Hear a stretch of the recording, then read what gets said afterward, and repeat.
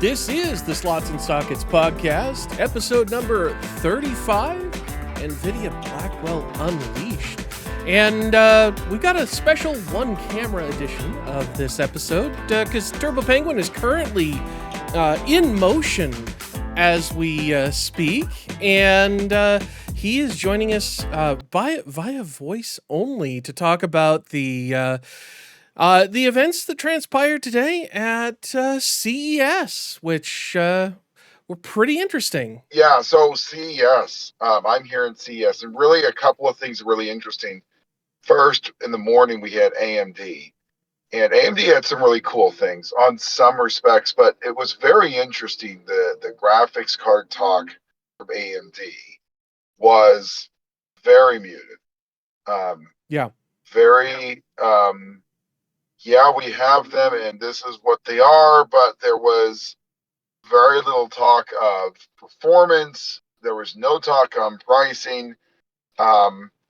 It was very much a backseat to the Ryzen. So we have the 9950 X3D.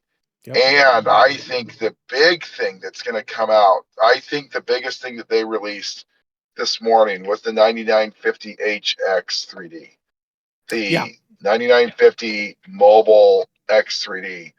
Because I really think that that's going to be something that's going to have a meaningful impact for them and from the business side on the laptop side, because that is going to be a 16 core X3D mobile piece. Yep. And so I think we're all very, very interested to see performance wise where that is. Yeah, and well, both the desktop and the mobile parts look very interesting because they're very similarly spec'd, which is kind of a departure from what we normally see from mobile. Really, I mean, as far as the layout of the CPU and everything, I think it looks cool. The only thing I kind of see as a bit of a miss on the desktop side is we're still only getting one chiplet of 3D VNAND. So, I mean, I would have liked to see two, but there's probably some very good reasons why we didn't see that. I'm wondering if we're going to see a refresh with dual CCDs. We might. I don't know that. I don't have any sources, but they did sort of leave themselves open that would be a natural progression. Yep. We'll see. Like we might have a 9950 XT in the future with dual CCDs. Very X3DT or something like that. Yeah, absolutely. And then the other big thing that I was there for was the Nvidia keynote. And that kicked off CES. Now, it was very interesting. You know, there were some very cool things, like DLSS4 was look, you know, the honest truth is if you look at the keynote from Nvidia, about 15 to 20 minutes was on graphics. Yep. Okay. Graphics and AI and graphics and anything graphics related. The rest of the hour and a half was spent on AI. Yeah. Well, AI and server infrastructure and things like that. So, you know, absolutely. Nvidia made it very clear where their future is headed right now. Oh, absolutely. Absolutely. They are focused on AI. You know, there's some very interesting things in the press notes. They did not talk performance. They just said it was faster. Yep. They didn't say anything on configurations. They just gave you a price and a model. Yep. Now, the website does have a bunch of stuff, and the numbers look surprisingly good. We were really thinking that this was going to be a death to economy game, and it's anything but that. I would say at $549 for the 57, that's just a massively good pricing. Right. Well, I think it's a very, very aggressive piece because I really think that Nvidia really had freedom to kind of put it wherever. And you know, from a gamer's perspective, I think the 549 is just rock solid. Yep. Now, one of the things they're touting with the 5070, and I actually have a screenshot from the keynote here with Jensen's ray trace jacket. um, and they're touting that it's going to have 4090 level performance. Now, interestingly, in the slides they showed during the keynote, it really was hard to see the footnote. The footnote is where things get really interesting What is the because footnote? To be honest, I didn't see the footnote. What does it say? so the footnote that they put on the website, on the version of the slide from the website, was comparing the 5070 with fourth gen DLSS with multiple frame generations. So where normal DLSS that we have right now in our systems generates one extra frame for every actual brute, what they call brute force frame. Multi-frame gen gives you 3 or 4 additional AI generated frames. And apparently they say they've improved the interpolation, the and all of the AI modeling to a completely new model that's functionally incompatible, kind of like we expected. It's incompatible with the 4000 series just because it requires that much more raw AI horsepower.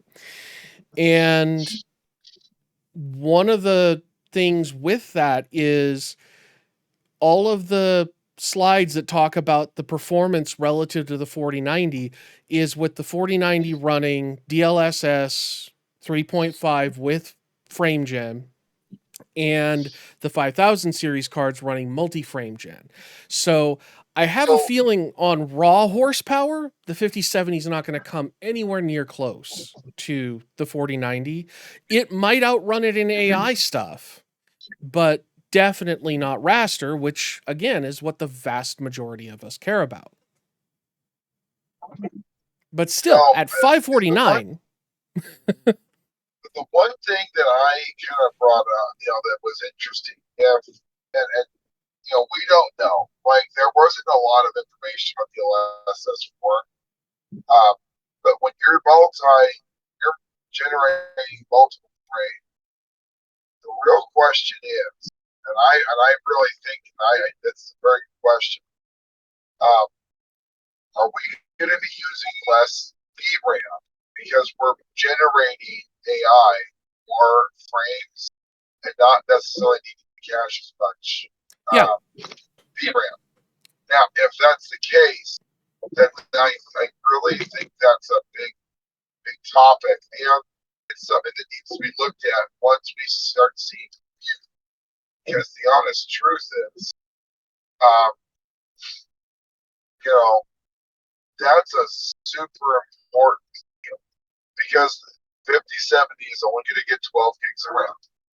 5070 Ti is going to get 16. Right. The other interesting thing is that I don't remember the slide. It's been a very busy day. But on the slide where it had the pricing, did it give pricing for a 5070 Ti? I believe it did. That is actually my next slide. And the 5070 Ti was slotted at $749, the 5080 at $999, and the 5090 at $2,000. Look, the pricing I thought was really aggressive. Yeah. I look at this and I really think when it's all said and done, the 5070 Ti is going to sell like gangbusters. The 5070 will sell, but I really think gamers are really going to gravitate to that 4 gigs of RAM as added value. That they're going to say, yes, I want that. Yeah. I without a doubt. But in all honesty, the real question will be raster to raster. How do they go? Yep. How do they stack up? And then I think the other question is how much better and how well is DLSS4 implemented? Right. And the second question I have is this a driver level setting just turn it on and it just works in all games, or is this something that they have to enable in games software where you have to turn it on that way? So based on Don't know. what I'd seen, following the keynote, some of the stuff that came out afterwards, it's going to be a mix of both. The games where we see the biggest performance uplift and the biggest boost in quality with DLSS 4 are going to be the games that support it natively, where the development team has included the appropriate DLLs and the AI system in the card can work directly with the game engine to generate the frames more accurately. But kind of like AMD did with FSR 3, that may not entirely be necessary because they are adding into the Nvidia app the ability to directly manually enable it for games that don't officially support it. So theoretically, you could potentially enable DLSS 4 on iRacing without iRacing doing anything. Whether or not that's going to add input latency or it's going to cause horrible issues, we don't know yet. But that's something that we're going to have to kind of wait and see. Yeah, absolutely. I mean, I just think that, our conversation could be very different on price points. Yeah. Very much so. Yeah. Now, with that being said, we do not see pricing on the 9070 XT. So, I think AMD was very wise not putting pricing out for the 9070. In fact, during their keynote, they didn't even talk about it. Now, the thing is that I don't know if we'll see pricing for some time because I don't know realistically where we're going to see performance like 4070 to 5070, 4080 to 5080 type of stuff, right? Yeah. I think that's going to come with reviews. Okay. But the other piece that I would say is super important is where does that need to be? I mean, if you're going to get a 5070, and let's be honest, let's say 5070 raster to raster is going to be, let's say it slots in at a 4080 Super price and point and features. I don't know. I don't think you can do the 9070 at 650.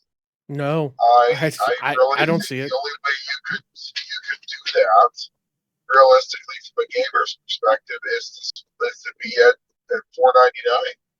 $499 or I even know potentially AMD probably $450. doesn't want to hear that, but I really think that this, without having the big knobby, without the big chip RDNA 4, it's a really, really problematic piece for them. Yeah. They really can't compete. AMD's moved up the stack, shifted everything up, and if you kind of think of where that is, they were targeting that 4070 Ti super-ish range. Yep. Well, a 5070 at 540 to 549 is probably a faster card. I mean, the question is, I don't know. You might be 449, maybe 390. Yeah, I mean, because one of to see meaningful sales, like that's the problem I have is that when you look at this and talk about meaningful sales, you've spent a lot of R&D in making designing those chips and kicking them out. Yep. AMD has to get some sales. They can't just rely on Ryzen to profit margin. And I think Radeon is in a really, really tough spot because the 50 series was going to be a strong card. Yep. And we knew that they were in a little bit of a pickle. Yeah. Well, I mean, I think everyone was hoping for, was expecting higher pricing, and I think that I think that was probably the biggest shock to the keynote was pricing. Yeah. I think the second piece was some of these images that they're doing look impressively good. Now they're tech demos. I get them. Yep. Okay, Nvidia's tech demos have always been awesome. Yeah, tech demos look great. How does it look when you get real games? Right. I don't think it's going to make it. I don't think a 50 series card is going to make it better looking than a 40 series card, like a 4090 versus 5090. I think it's going to be faster. I think that 4K gaming is going to be way quicker. I think 8K gaming is going to be dramatically quicker. Yep. Well, 8K will be feasible. Feasible, yeah, exactly. I mean, I really think so. And there's some really cool stuff. Aside from the graphics, AI stuff that Nvidia is talking about and is actively doing is very, very cool. Yep.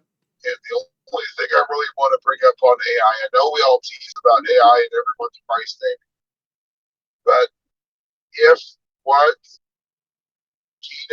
Jensen said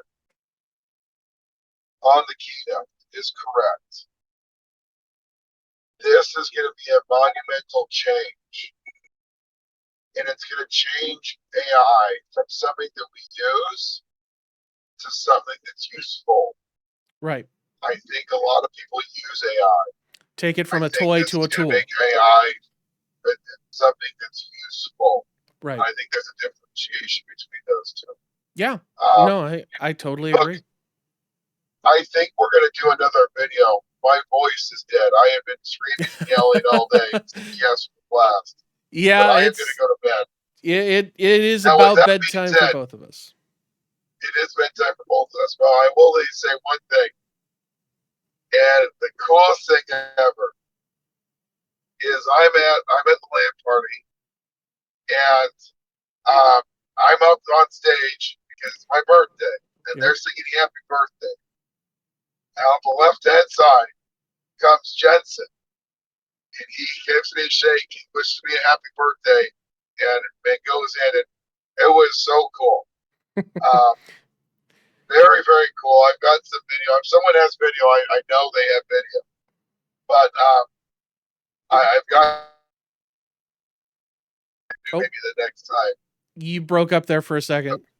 Oh, anyways, on that note, I'm going to go to bed. I will catch up with you guys later. Thank you. Thank you all. Have to say, I'm good. Yep. And on that bombshell, everyone, we'll thank you for giving us your attention for the evening, and look forward to chatting with you again next time. And until next time, have fun storming the castle. Good night, everybody. Thank you, guys.